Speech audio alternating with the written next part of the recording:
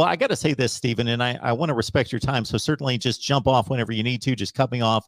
Let me know when you need to get going. But shoot, we could talk about this all day.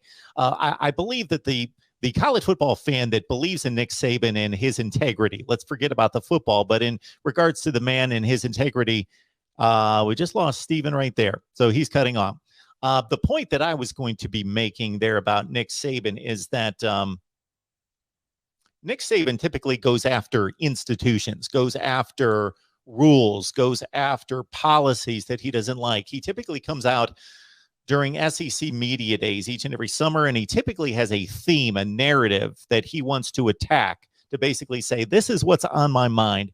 This is what is damaging college football at an SEC level or a national scale right now, and we need to address it. So he's typically not personal in his attacks. Now, by extension, there are going to be some people involved that it doesn't shed a good light on, but he's almost never personal in terms of taking it to somebody. Now, if he's got to defend himself and his program, he's been on rare occasions in the past personal in that way, but never on the offensive. So for the believer of Nick Saban, in terms of his character and integrity, you would think, okay, he was very upfront in this meeting with his Birmingham business and leadership group concerning Alabama's collective, that about 25 Alabama players had received NIL money this past season,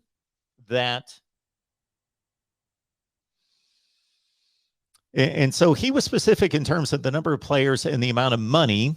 We don't know if that's accurate, but the amount of money in which Alabama has collected for its players.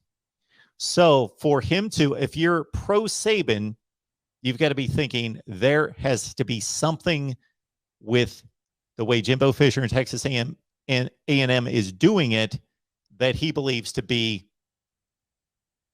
not above board, not according to the rules, not according to the guidelines and the rules and the spirit of what's going on. And Saban was fairly specific about that in a few comments.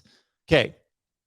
Anybody who's anti-Saban, doesn't necessarily trust or believe in his integrity or character, would simply say, Alabama does not have so much money in its collective as Texas A&M. And Nick Saban sees things slipping away in regards to leverage and ability to sign the best players, and sees Texas A&M taking over and spending the most money. And maybe it's legit money, but he's seeing the advantages that he has had and built slipping away from him, and he's just mad, upset, doesn't like the situation. And Jimbo Fisher and Texas A&M aren't doing anything wrong, but Nick Saban is mad about it. So you can take one of two sides.